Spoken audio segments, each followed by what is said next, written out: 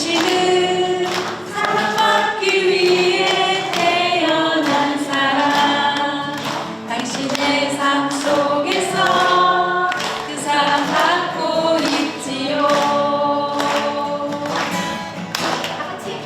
태초부터 시작된 하느님의 사랑에 우리의 만남을 통해 열매를 맺고 당신이 세상에 존재함으로 인해 우리에게 얼마나 큰 기쁨이 되는지. 사랑받기 위해 태어난 사람. 당신의 삶 속에서 그 사랑받고 있지요. 당신은 사랑받기 위해 태어난 사람. 당신의 삶 속에서 그 사랑받고 있지요.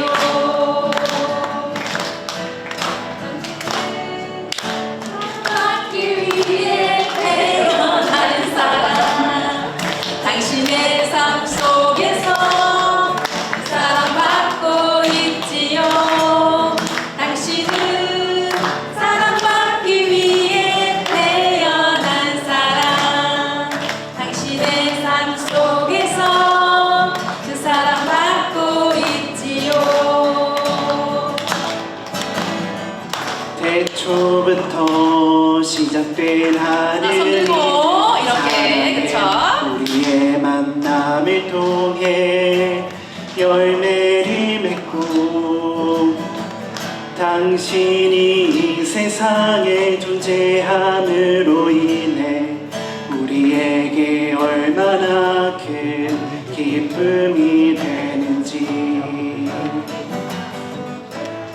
당신은 사랑받기 위해 태어난 사람. 지금도 그 사랑 받고 있지요. 당신은 사랑받기 위해 태어난 사람. 지금도 그 사랑 받고 있지요. 지금도 그 사랑 받고 있지요.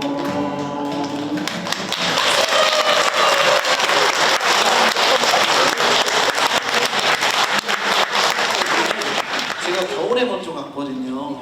12월에 가다 보니까 저에게 계절의 시작이 겨울처럼 느껴졌어요.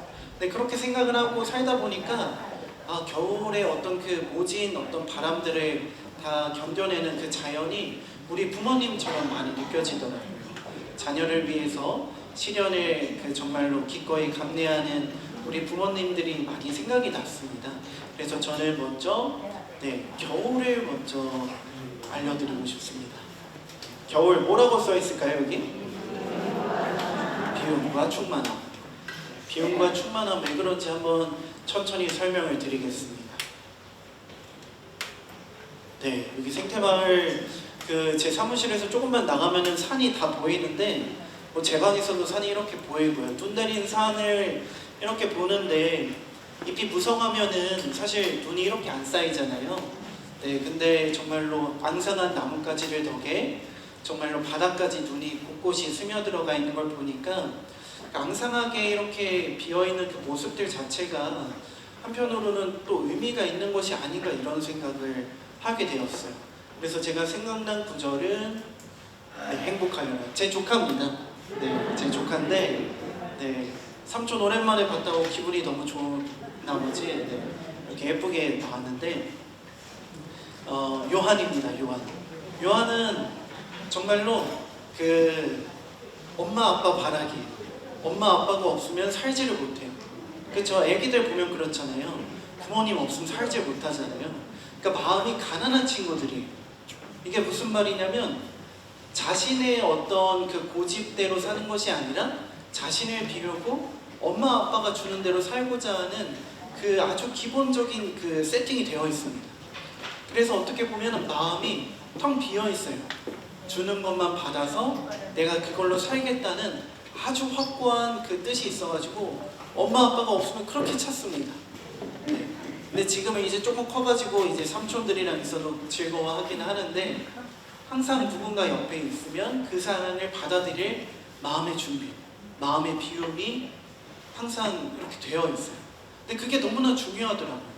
제가 겨울을 보면서 느꼈던 것이 비어져 있는다는 것이, 가난하다는 것이 우리한테 얼마나 필요한지. 만약에 늘 채워져만 있다면 우리가 하느님을 받아들일 우리 마음의 공간이 없지 않을까. 그래서 지금 어떤 분들은 여러 가지 상황과 사건으로 마음이 겨울처럼 좀 차가우신 분들도 있을 거예요. 내가 사랑하는 사람들이 세상을 떠났거나 혹은 여러 가지 상황으로 멀리하고 있으면 마음이 더 앙상하고 힘든 것처럼 느껴지기도 합니다. 그럴 때면은 오히려 더 많이 비워냈으면 좋겠어요. 더 많이 비워내고 주님 안으로 가면은 그 사이를 주님이 어떻게 채워주시는지 훨씬 더 깊이 체험하게 됩니다. 그래서 예수님께서 마태오복음 5장에서 산상설교에서 이런 말씀하시잖아요. 행복하여라 마음이 가난한 사람들, 하늘나라가 그들의 것이다. 우리가 마음을 비우고 정말 깨끗이 주님을 받아들이고자 하는, 그리고 이웃의 모습을 통해서 찾아오시는 예수님을 받아들이고자 하는 그 마음의 태도가 있다면 우리는 정말로 행복한 사람이 됩니다. 네. 그래서 행복한 사람이 되기 위해서는 때론 겨울처럼 우리 앙상한 그 마음의 상태도 지향할 수 있어야 된다. 이거를 꼭 기억을 해주시면 좋겠고, 그래서 이 부분을 말씀드리고 싶은데 이게 뭘까요? 전광판? 라이트. 그렇죠. 경기장에 있는 라이트. 이런 거를 스포트라이트라고 하잖아요. 네, 그 집중 조명을 받는다. 네, 스포트라이트를 받는다 이런 식으로 표현을 하는데, 제가 평창 그 운동장을 이제 종종 뛰었거든요. 거기서 뛰다가 이게 딱 들어왔는데 왜 들어왔을까요? 이게 저는 겨울처럼 느껴졌습니다. 이게 사실은 스포트라이트는 켜져 있을 때보다 꺼져 있을 때가 훨씬 더 많습니다. 훨씬 더 많잖아요. 그렇죠? 생각해봐도. 근데 꺼져 있는 그 시간이 의미가 없을까요? 잘 유지가 되고 있는 것 자체가 의미가 있겠죠. 근데 사실 우리 삶도 그래요. 빛나는 순간은 사실 많지가 않습니다. 빛나기 위해서 수많은 시간을 노력해야 되고 수많은 시간을 시련을 거쳐야 되고 어려움을 거쳐야 됩니다. 그래서 이 스포트라이트는 굉장히 저에게 좀 많은 의미로 다가왔어요. 꺼져 있을 때가 많고, 그렇다고 꺼져 있을 때 가치가 없는 것이 아니라는 것을 이 스포트라이트가 저한테 가르쳐 줬는데, 제가 그래서 생각난 성경 구절이 있었습니다. 같이 한번 혹시 보이시는 분들 읽어볼까요? 우리 안에 머무르시는 성령의 도움으로 그대가 맡은 그 훌륭한 것을 지키십시오. 네, 우리 안에 머무르시는 성령의 도움. 우리는 성령을 늘상 많이 느끼진 못해도 성령께서는 늘 우리를 지켜주시고 도와주시면서 함께 해주십니다. 그래서 이 스포트라이트처럼 빛나야 될 때 빛날 수 있도록 하나님께서 우리와 함께 하신다는 것을 꼭 기억해 주시면 좋겠어요. 그래서 내 삶에서 때로는 지치고 힘들어도 주님께서 나를 지켜주고 계시다. 꼭 기억해 주시면 좋겠고, 성령의 얘기가 나왔으니까 성경 구절 하나만 더 말씀드리면, 제가 되게 좋아하는 구절인데 로마서 8장에 우리는 올바른 방식으로 기도할 줄 모르지만 성령께서 몸소 말로 다 할 수 없이 탄식하시며 우리를 대신에 간구해 주십니다 라는 구절이 있습니다. 우리의 기도는 늘 부족할 수밖에 없어요. 그렇지만 그분께서 우리와 머무르시면서 우리가 가진 어떤 좋은 것들을 지켜나갈 수 있도록 그분께서 늘 도움을 주신다는 것을 꼭 기억해 주시면 좋겠습니다. 네, 이거 아까 불렀던 노래잖아요. 네, 지금 사실 시간이 없거든요. 제가 원래 이게 3시간짜리 강의인데 50분 만에 끝내야 돼요. 다시 부르지 않겠습니다. 네, 다른 노래가 있습니다. 다른 노래로. 네, 그래도 같이 한번 가사만 읽어볼까요? 있는 그대로 너를 사랑한다. 내가 너를 아름답게 만들었단다. 있는 그대로 너를 사랑한단다. 내가 너를 아름답게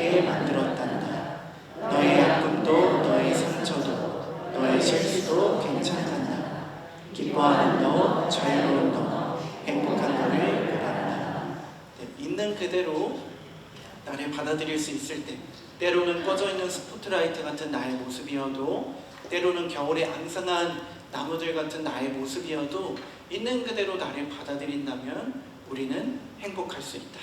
이거를 꼭 기억해 주시면 좋겠습니다. 네. 그래서 마지막으로 겨울을 하면서 제가 나눠드리고 싶은 구절은 당신의 위로가 제 영혼을 기쁘게 하였습니다 라는 구절이에요. 아름답지 않습니까? 네. 제 뒷모습인데, 네. 사실 이때 너무 추웠어요. 진짜 여기 살짝 올라가는데 한 20분 정도 올라가야 되거든요. 여기 생태마을에서 좀 떨어진 곳인데 한 30분 정도 떨어진 곳이고 20분을 이제 올라가는데, 너무 추우면은 숨 쉴 때마다 폐가 아린 거 아세요? 네, 그날 영하 20 몇 도였는데 괜히 왔다. 근데 올라갔는데 날이 너무 맑은 거예요. 그래서 이 정말 추운 겨울에 어떻게 보면은 앙상한 이런 내 마음에 주님께서 나에게 정말 아름다움을 보여주시기 위해서 함께 해주셨구나 느끼면서 그분의 위로가 항상 나와 함께 한다는 것을 기억할 수 있었습니다. 이 파일 갖고 싶으세요? 네, 제가 학장님 통해서 다 나눠드리려고 하겠습니다. 사진 찍지 마시고 모아질 파일을 학장님 통해서 받으시면 되겠습니다. 네, 그 다음에 봄에 대해서 얘기를 한번 해봅시다. 뭐라고 써져 있죠? 그럼에도 희망. 네, 봄에 새순 올라오는 거 너무 좋지 않습니까? 저희 또 요한대학 소풍 갔을 때 그 생명이 약동하는 그런 느낌을 가득 받으셨을 텐데, 저는 봄을 얘기하면서 그럼에도 희망이라는 주제를 얘기해보고 싶습니다. 빌립비서 1장 6절에 이런 구절이 있어요. 여러분 가운데에서 좋은 일을 시작하신 분께서 그리스도 예수님의 날까지 그 일을 완성하시리라고 나는 확신합니다. 여러분들 확신하실 수 있으십니까? 그런 걸로 칩시다. 네. 이게 언제 말이 나오냐면 소품식 때 나와요. 소품식 때. 사제 소품 받고 예식이 끝날 쯤에 이 구절을 기도문으로 만들어서 얘기를 해줍니다. 좋은 일을 시작하신 분께서 친히 그리스도 예수님의 날까지 그 일을 완수하시리라고 나는 확신합니다 하고 주교님께서 얘기해 주십니다. 기대 안에 어쩌고 저쩌고, 저도 소품 받은 지 별로 안 됐는데 잘 기억이 안 나네요. 근데 하여간 이 내용을 가지고 기도를 해주십니다. 근데 사실은 딱 소품을 받자마자 며칠 만에 내가 계획했던 것들이 자꾸 무너지기 시작합니다. 자꾸만 무너지고 부족한 제 자신을 너무나 많이 바라보게 돼요. 아마 여기 계신 우리 모두 그런 느낌을 많이 받을 거예요. 새해가 시작한 지 벌써 5개월이 지나가잖아요. 근데 내가 올해는 뭐를 해봐야겠다, 뭐를 해야겠다, 이러지 말아야지, 여러 가지 다짐을 했는데 사실 그 다짐이 깨지는데 며칠 걸리지가 않습니다. 지금까지 하고 계시는 분들이 계시다면 깊은 존경을 드립니다. 엄청난 거예요. 내가 계획한 거를 한치의 오차도 없이 한다는 게 얼마나 힘든 일인지 몰라요. 그래서 계속해서 무너지고 계속해서 정말로 좌절하지만 봄을 통해서 제가 느끼는 건 그럼에도 희망. 주님께서 끊임없이 나에게 좋은 일을 베풀어 주시고 나를 일으켜 주시고 내가 너무나 부족하지만 결실을 맺을 수 있도록 모든 순간 함께 해주시는구나. 너무 많이 느낍니다. 희망. 고작 희망이 아니라 그러함에도 희망. 그래서 저는 그 희망이라는 말을 다시 한번 강조하고 싶어요. 봄에 새싹이 올라오는 거 보면은 언제 봄이 왔나 이런 말을 종종 하지 않습니까? 우리 삶에도 사실은 그렇게 놀라운 순간들이 굉장히 자주 찾아옵니다. 다만 내가 마음이 열리지 않아서 혹은 주님께 희망을 주지 않아서 그걸 알아차리지 못할 때가 많은 것 같아요. 그래서 이제 어떤 신부님들이 이런 말씀을 하세요.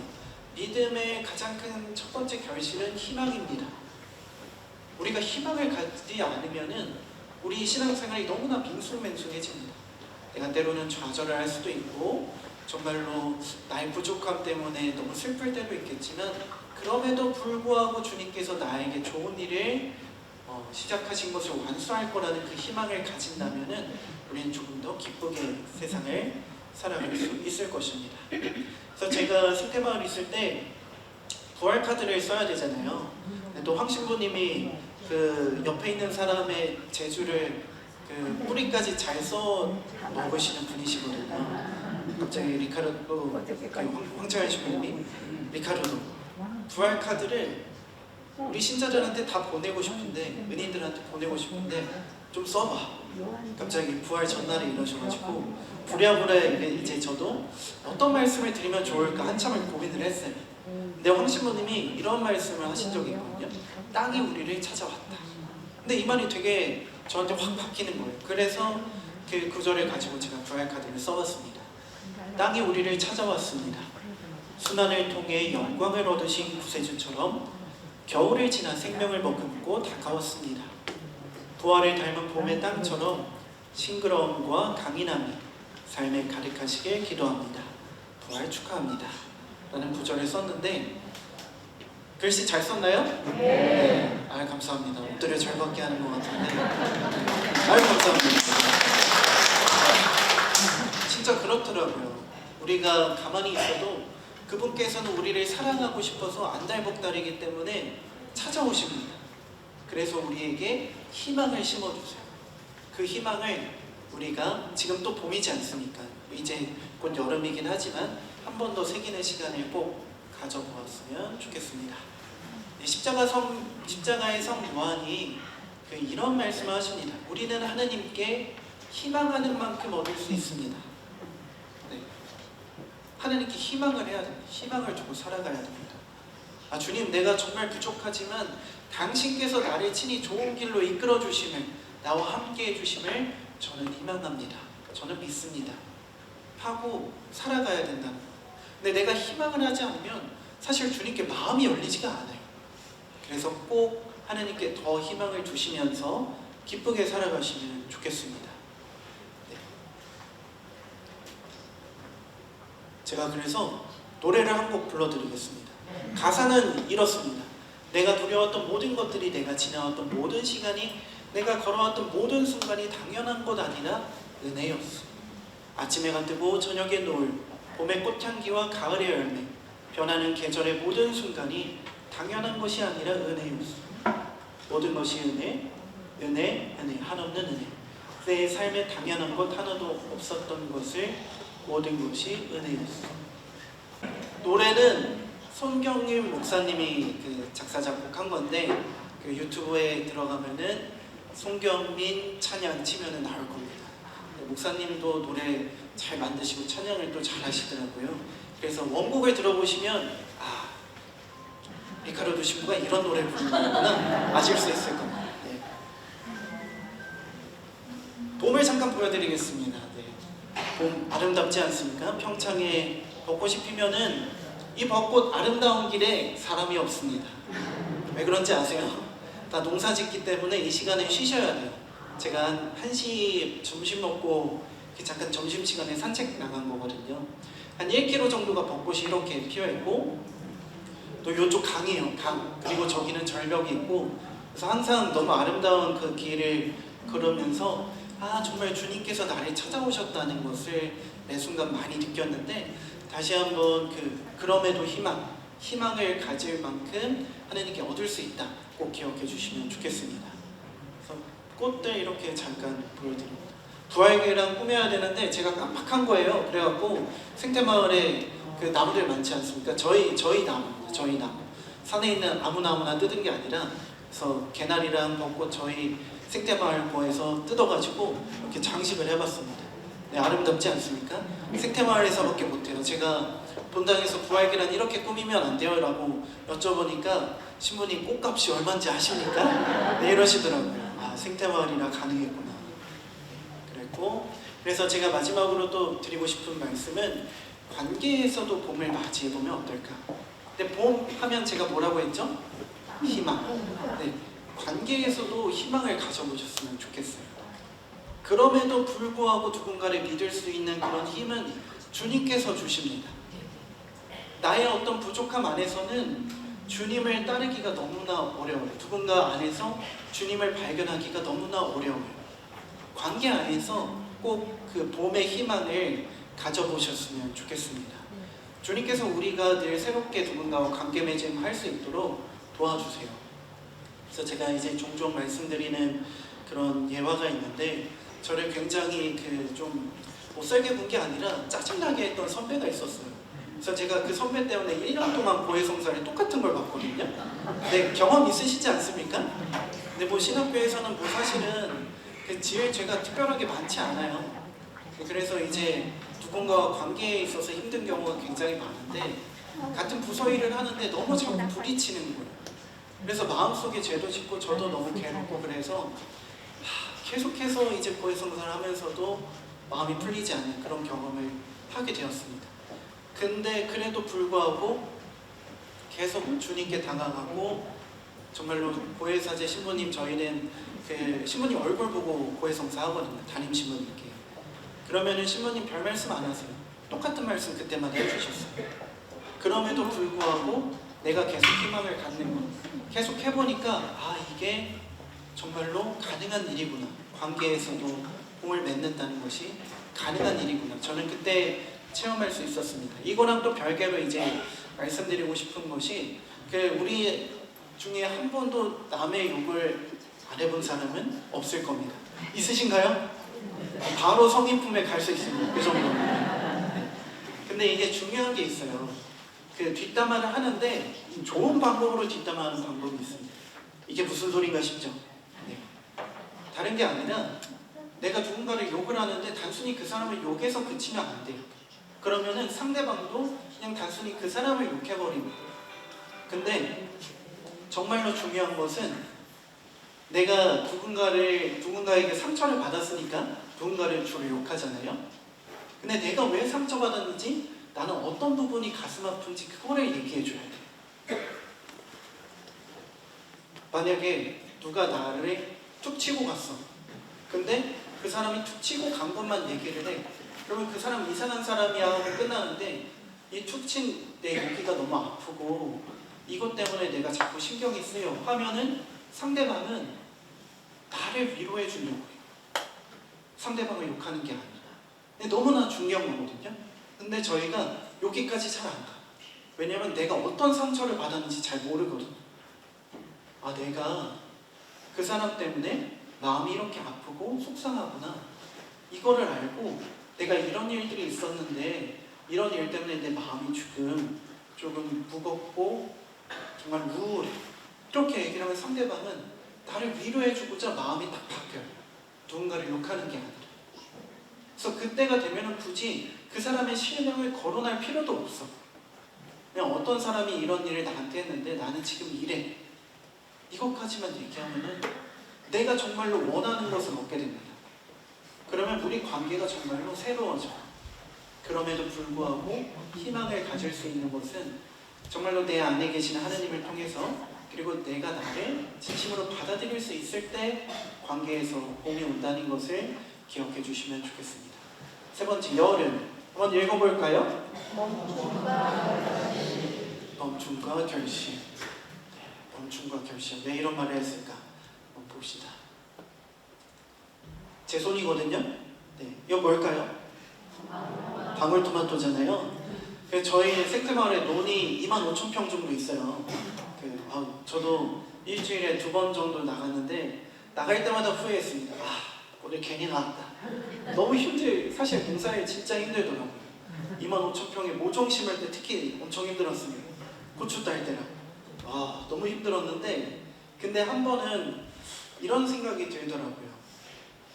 한번 같이 읽어볼까요? 파란 방울토마토는 지나갑니다. 노란 방울토마토는 고민합니다.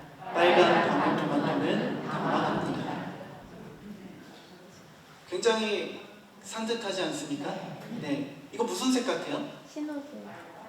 그렇죠, 신호등 같죠? 네. 근데 진짜 신호등 같은 거예요. 여기 딱 갔는데 되게 단순해요. 빨간색 방울토마토를 보면은 딱. 근데 이렇게 조금 덜 빨간 것들은 고민을 합니다.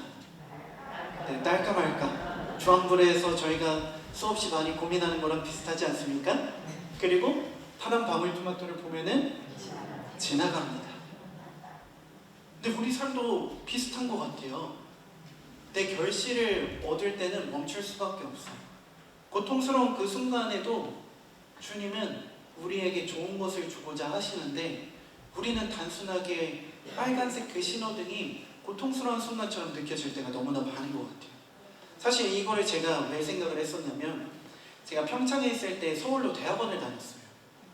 그러다 보니까 1년에 운전을 한 3만 킬로 정도 했는데 너무 힘들더라고요. 저는 애초에 집에 있는 게 너무나 행복한 사람이거든요. 저 굉장히 내향적인 사람이에요. 그래서 아까 노래 부를 때도 지금도 손에 땀이 막 나거든요. 아직 몇 곡이 더 남아있어갖고 굉장히 내향적인 사람인데 자꾸 밖에 나가니까 너무 힘든 거예요. 그리고 운전을 하다 보면 서울 너무 길이 막히잖아요. 근데 하필 또 제가 갔던 데가 그 강남 성모병원이거든요. 거기서 대학원을 다녔는데 강남 한복판은 차가 안 나가요. 그놈의 빨간불이 초록불일 때도 못 가요. 거기는 막히면.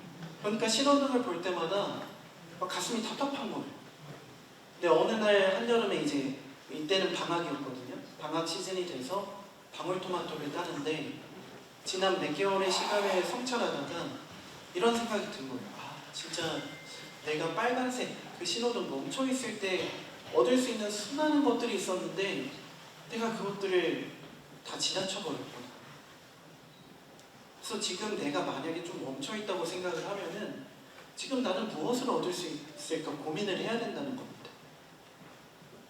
네, 그래서 제가 노래 한 곡을 또 부르겠습니다. 잠이 좀 깨지 않으십니까? 네. 어떤 신부님이 이런 얘기를 해주셨어요. 너무 착한 신자들의 시골 본당에서 살아가고 있는 한 신부님의 이야기인데 우리가 나이가 조금 더 들어갈수록 망각의 은총이 조금 더 늘어나지 않습니까? 그러니까 신부님이 맨날 똑같은 얘기를 해도 아멘, 아멘 그러셨대요. 그래서 굉장히 행복한 본당이었대요. 신부님이 아무리 똑같은 말을 하든 안 하든 미사를 한다는 것 자체가 고마웠던 거지. 근데 어느 날 할머니 한 분이 손주를 데리고 미사를 같이 갔대요. 신부님이 강론에 똑같은 거를 또 얘기를 하기 시작한 거죠. 똑같은 걸 얘기하고 또 얘기하고 하니까 손주가 잠이 들었대요. 근데 그걸 보고 신부님이 맨날 다 깨서 나를 보고 있었는데 한 명이 졸고 있으니까 화가 났던 거예요. 그래서 애기한테 혼낸 거지. 뭐하냐고, 할머니 뭐하냐고 빨리 깨우라고 했더니만 할머니 목소리가 할머니 마음속에 있던 그 생각이 입 밖으로 팍 튀어나옵니다. 지가 재워놓고 왜 지랄이야.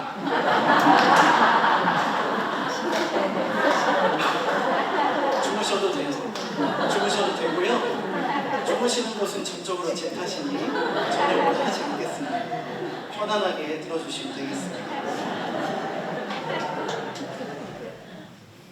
아마 옆방에서 시끄러웠을 거예요. 제가 사실은 노래 잘 안 부르거든요. 근데 저희 이보자 신부님이 제 왼쪽 방, 삼보자 신부님이 제 오른쪽 방인데 제가 이거 해야 된다고 밤에 좀 노래 연습을 했습니다. 그나마 이렇게 부르는 거는 옆방에서 참아준 신부님들 덕분에 기억을 해주시면 좋겠고, 이 손 누구 손일까요? 네, 제 손이죠. 제 손인데요. 이거 뭘까요? 산딸기입니다. 산딸기를 평창에서 재배를 하는데 산딸기는 되게 금방 물러가지고 생으로 먹으려면 2~3주밖에 그 시간이 없는 것 같아요. 저희 상추 딸 때 간식으로 산딸기 종종 주거든요. 그래서 이거 먹다가 손가락에 끼워가지고 사진 한번 찍어봤어요. 네, 아름답지 않습니까? 네. 그러면 이건 뭘까요? 뭘까요? 상추입니다. 상추.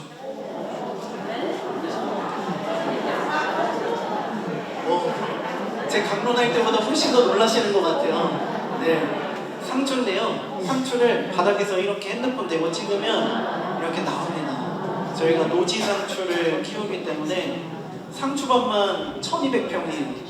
상추 뜯다 여름이 다 갑니다. 상추 저 엄청 잘 뜯거든요. 네, 상추를 하루에 1000kg 정도 포장을 해요. 많이 할 때. 네, 500kg 정도 하는 것 같아요. 그래서 여름 동안 작년에 제가 생태마을에 있을 때 상추로만 1억 얼마를 벌으셨대요. 엄청 맛있어요. 아마 생태마을 주문하면은 안내해 주실 텐데 번호 알려드릴까요? 033-9334-8066으로 전화하시면 상추와 맛있는 청국장가루를 주문하실 수 있습니다. 생태마을에서 나온 것 같은데 제가 하도 그 번호를 들어가지고 제가 사무실 직원들이랑 같이 생활을 해서 그 안내 멘트가 아직도 각인이 되어 있습니다. 생태마을 궁금하신 분들 저한테 개인적으로 여쭤봐 주시면 좋겠고, 네, 어찌됐든 이렇다. 그리고 가을 굉장히 서둘러서 해서 시간이 좀 남을 것 같아요. 굉장히 뿌듯합니다. 시간에 맞춰서 우리 형제자매님들 식사 시간을 넘기면 안 되기 때문에 제가 서두르고 있습니다. 원래 이거 3시간 동안 강의를 했거든요. 네. 빨리빨리 넘어가니까 좋지 않습니까? 네. 엑기스만 보고 있는 겁니다, 지금. 네. 가을 한번 읽어볼까요? 네. 완전한 연약함. 은행나무. 이거를 가을 완전한 연약함으로 한 이유가 무엇일까? 맞추시는 분 한번 퀴즈를 내볼까요? 왜 그랬을까요? 완전한 연약함. 이유가 뭘까요? 손을 대고 네, 손을 네. 네? 결실 땡.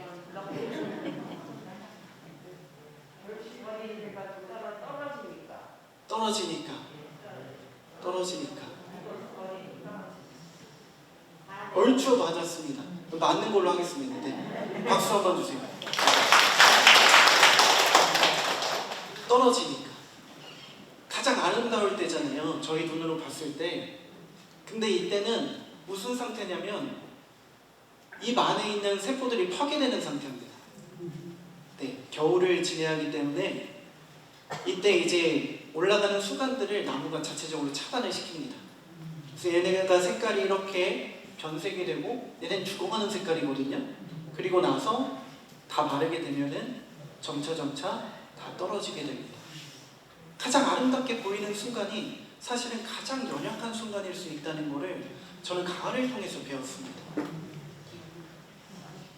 굉장히 지혜로워 보이니까? 별건 아니고요. 근데 아마 생태마을에서 살면은 아마 그런 생각을 다들 할 거예요. 워낙 그 좋은 환경에서 제가 2년 동안 축복 속에 살아서 이런 느낌을 많이 받았었는데, 그래서 저는 이런 성경 구절이 떠올랐습니다. 좀 작아서 안 보이실 수도 있으니까 제가 읽어드리면, 너는 내 은총을 넉넉히 받았다. 나의 힘은 약한 데서 완전히 드러난다. 네, 바오로 사도의 말씀인데, 나의 힘은 약한 데서 완전히 드러난다. 이 구절이 너무 와닿는 거예요. 진짜 어떻게 보면은 우리가 바라는 휘황찬란하고 누군가에 의해서 명예가 드높아지고 내가 정말로 좋은 사람처럼 보이는 그 순간은 어떻게 보면 가장 나의 약한 순간일 수도 있겠구나.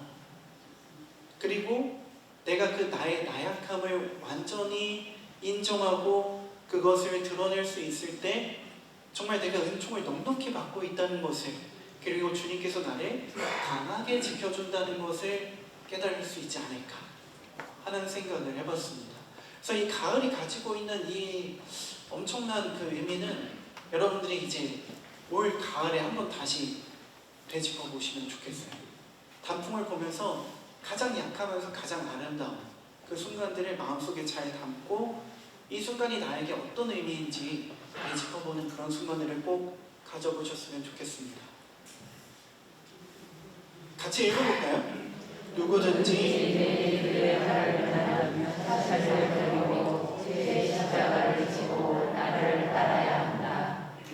잘 썼죠?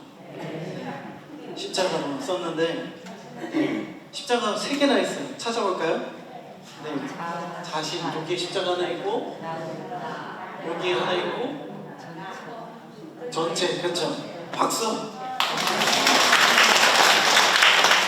맞습니다. 십자가를 지고 나를 따라야 한다. 자신을 버리고, 이 구절이 항상 좀 걸리지 않습니까? 자신을 뭘 버리라는 거야. 근데 이게 자신이라는 그 개념이 좀 잘 들어와야 돼요. 아니다. 자신을 버린다는 거는 아까 그 마음이 가난한 사람들 초창기에 얘기했죠, 초반에? 네, 그런 거랑 비슷합니다. 네, 내가 정말로 그 하느님이 만들어주신 나의 그 정말 뛰어난 탤런트들이 있어요. 그거를 다 버리고 가라는 게 아니라 내가 살다 보니까 생긴 수많은 욕심과 그리고 불필요한 것들을 내려놓을 줄 알아야 된다는 거예요.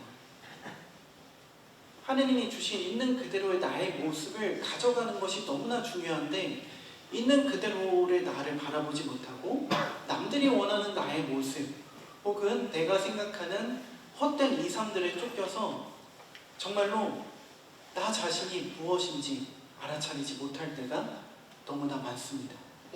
그래서 자신을 버린다는 것은 나의 약함을 통해서 주님께서 드러날 수 있음을 기억하고 되새기면서 살아가는 거예요. 자신을 버린다는 게 성찰을 통해서만 그래서 가능합니다. 성찰하지 않으면 그냥 단순히 내가 이 생각했는데 이 생각하면 말아야지 이 수준이 아닌 거예요. 나는 왜 이 생각을 했고 나는 왜 그런 감정 때문에 힘들어 했는지 나는 왜 그것을 그토록 바라고 그것 때문에 나의 삶을 정말로 얼매이며 옥죄면서 살았는지 내가 기억을 할 수 있어야 됩니다. 성찰을 통해서 나의 어떤 불필요한 내 자신을 버릴 때 나는 온전한 내 자신으로 나를 따르게 됩니다. 그래서 십자가가 되게 무거운 것처럼 느껴질 수도 있겠지만 저는 이런 형상을 한번 생각을 해봤어요. 십자가를 지고 가야 되는데 내 손에 쥐고 있는 게 너무 많은 거야. 그러면 내가 십자가를 질 수가 없구나. 지금 이 상태로 제가 십자가 얘기를 하는 십자가를 질 수가 있을까요? 양손에 이렇게 쥐고 있는데 내려놔야지 십자가를 지고 갈 수 있겠죠? 근데 그런 것처럼 우리가 가지고 있는 수많은 것들이 있습니다. 그 중에 주님께서 주신 것과 내가 세상을 살아가면서 내 욕심으로 가지게 된 것들을 식별하는 그 과정이 너무나 필요합니다. 이 과정을 주님과 함께 해나갈 때 점점 더 자유로워지는 것을 느끼게 됩니다. 그래서 꼭 다시 한번 말씀을 드리면 성찰 꼭 해주십시오. 근데 여기서 이제 성찰하라고 해놓고 어떻게 하라는 거 얘기도 안 하고 가면은 제가 좀 그렇잖아요. 죄에 대해서 짧게 한 번만 말씀드리면 죄는 단순히 내가 무언가를 했다, 무언가를 하지 않았다 해서 생기는 것들이 아니에요. 이거는 너무 그 낮은 차원에서의 성찰입니다. 내가 더 좋은 것을 할 수 있었는데 하느님의 뜻에 따라 더 좋은 것을 할 수 있었는데 안 했어. 예를 들면 그런 거예요. 길을 가다가 여기 꽃이 보이니까 꽃으로 예시를 들어보면은 길을 가다가 꽃집을 봤어요. 근데 내 아내가 좋아하는 꽃이야. 그러면 그 꽃을 사갈까 말까 고민하다가 그냥 왔어요. 그냥 왔는데 물론 아내는 모르겠지. 내가 그런 고민을 한지는. 근데 아내를 보니까 자꾸 그 꽃이 생각이 나. 내가 그때 그 꽃을 사서 지금 줬으면 얼마나 기뻐했을까.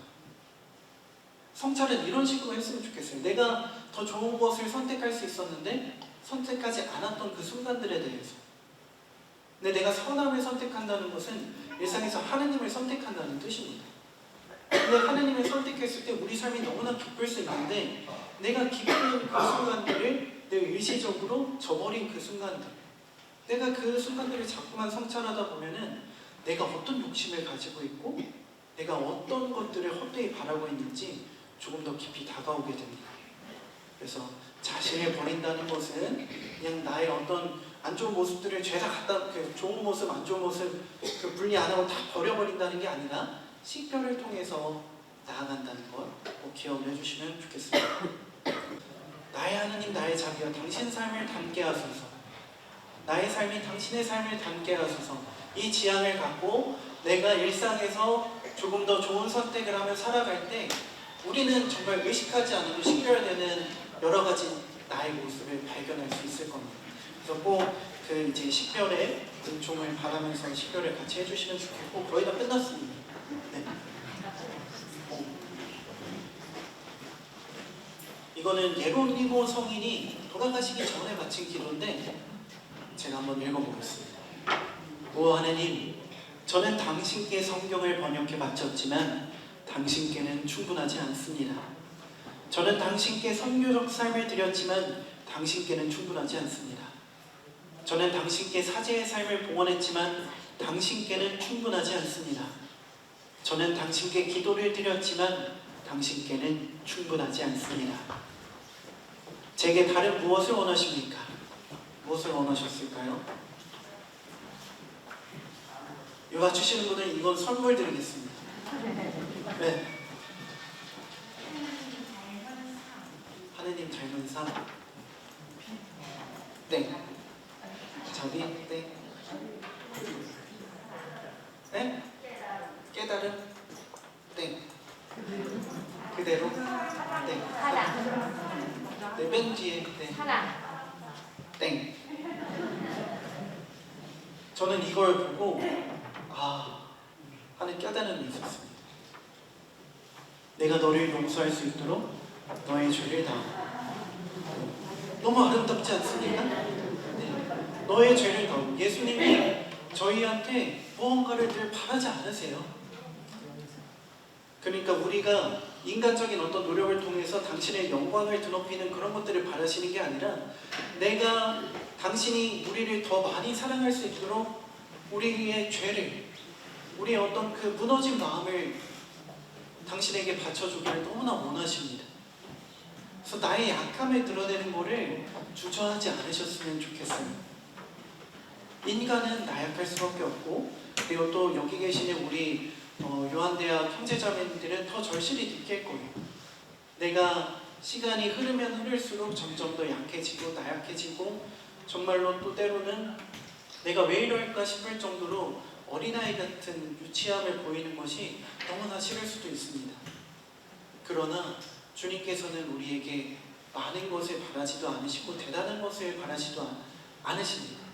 우리가 우리의 죄를 그분께 드리고 그분께서 그 죄를 용서해 주시고 우리가 평생을 깨끗하고 평화롭게 살아갈 수 있기를 그분께서는 바라십니다. 제가 그래서 강론 때도 몇 번 말씀드린 적이 있는데, 용서받지 못할 죄가 있다면 하느님의 자비를 의심하는 것입니다 라는 그 성인들의 말을 저는 종종 해드립니다. 우리가 그분께 내 마음을 온전히 드리면 그분께서는 말로 다 할 수 없는 선물을 우리에게 베풀어 주십니다. 그래서 우리의 연약함을 봉헌할 수 있는 우리 모두가 되었으면 좋겠고, 너무 무거운 얘기인 것 같아서 그래서 제가 가을의 나무를 보여드리려고 또 사진을 넣었습니다. 이 나무를 밑에서 이렇게 찍으면 이런 식으로 나옵니다. 네, 아름답지 않습니까? 네, 정말로 가을의 형형색색하는 가장 연약함이 또 숨어있기에 또 아름다운 것이 아닌가 이런 생각을 해봅니다. 네. 몇 가지 사진을 더 보여드리면 생태마을 성모님인데 지금 이게 화질이 별로 안 좋아서 잘 안 보이는데요. 여기 초록색, 주황색, 노란색 색깔이 다 섞여 있어요. 너무 아름다워서 가져와 봤고요. 매일 이별하고 살고 있구나. 이 말이 가을이랑 딱 그 어울리는 구절 같아요. 매일 이별하며 살고 있다는 것을 내가 기억하고 또 이런 좀 황망한 마음을 주님께 봉헌할 때 우리는 강해질 수 있습니다. 네, 제가 거의 혼자서 그 몸매쇼를 지금 하고 있는데 기분 좋으시지 않습니까?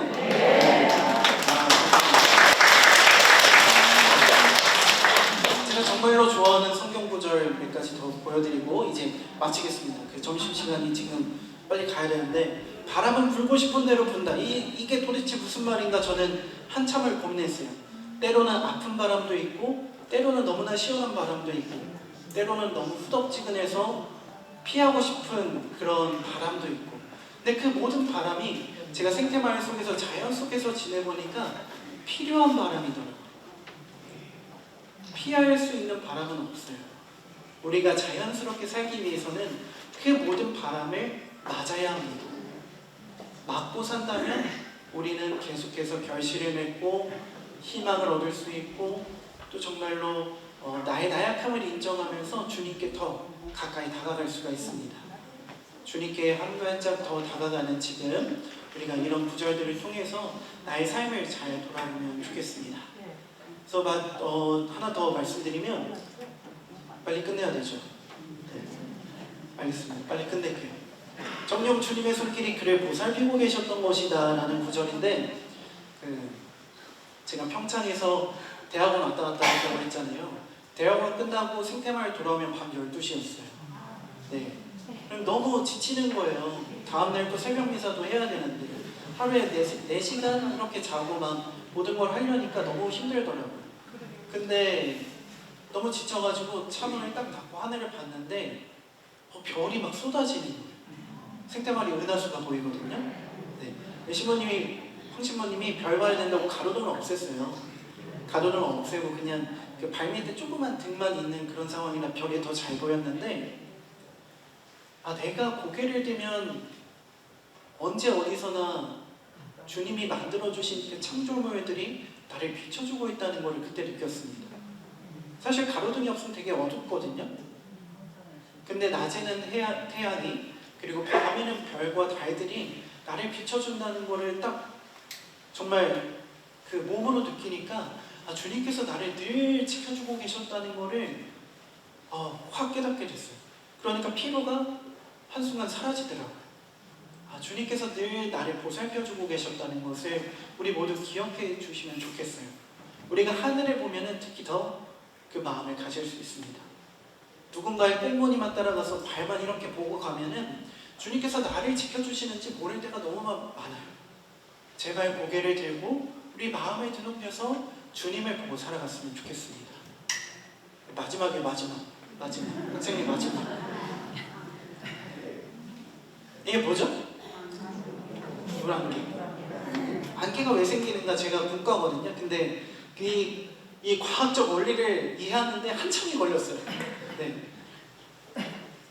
이제 너무 어려운 말을 빼고요. 하여간 일교차가 커서 여기 물의 온도랑 공기 중의 온도가 너무 차이가 많이 나가지고 이렇게 생깁니다.